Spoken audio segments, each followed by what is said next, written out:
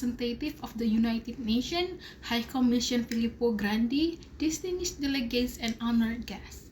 I stand before you today not merely as a speaker, but as a representative of a region that has long upheld the values of humanity, compassion, and solidarity, Aceh, Indonesia. Our discussion today is not just about statistics, migration patterns, or policy framework. It is about people, real humans' life, who have been forcibly displaced, seeking safety, dignity, and a change to rebuild their future. It is about Rohingya refugees and their continued suffering, as well as the strain that their arrival places of communities like Aceh.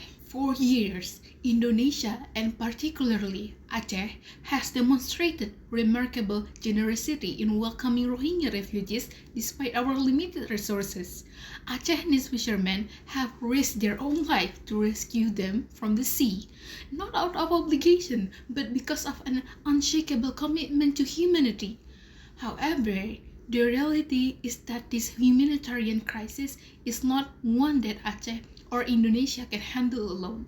The influx of Rohingya refugees, compounded by the absence of adequate international support, presents significant challenge that threaten the sustainability of our assistance effort. The Rohingya crisis is not a regional issue, it is a global one.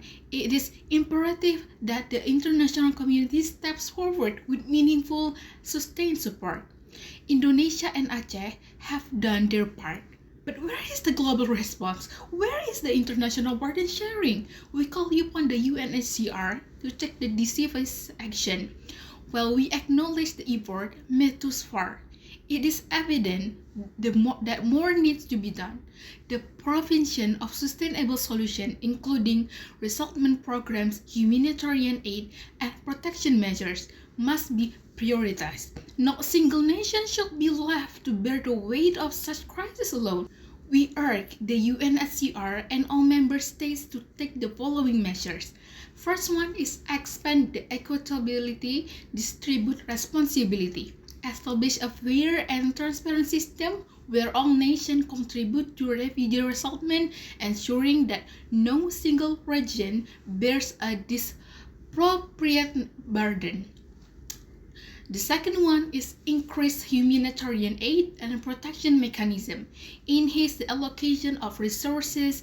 The frontline communities like Aceh provide adequate shelter, healthcare, and livelihood opportunities for Rohingya refugees. Third one, strengthen the diplomatic and policy intervention. Hold accountable those responsible for the persecution of the Rohingya people, while actively working toward a long-term resolution to the crisis in Myanmar.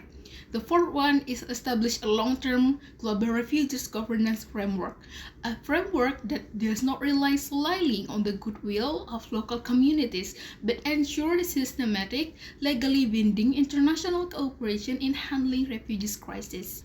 Let us be clear, responding to the plight of the Rohingya is not a question of charity.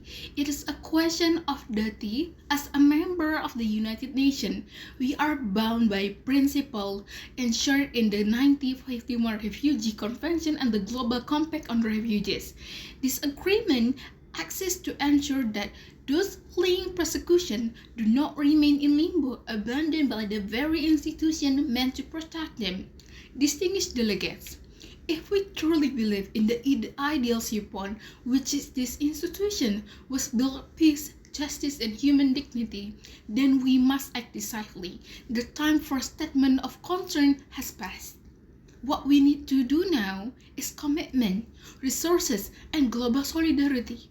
Let Aceh Convention serve as an example, not as an excuse for inaction by the broader international community. Filippo Grandi, esteemed representative, the question before us is simple.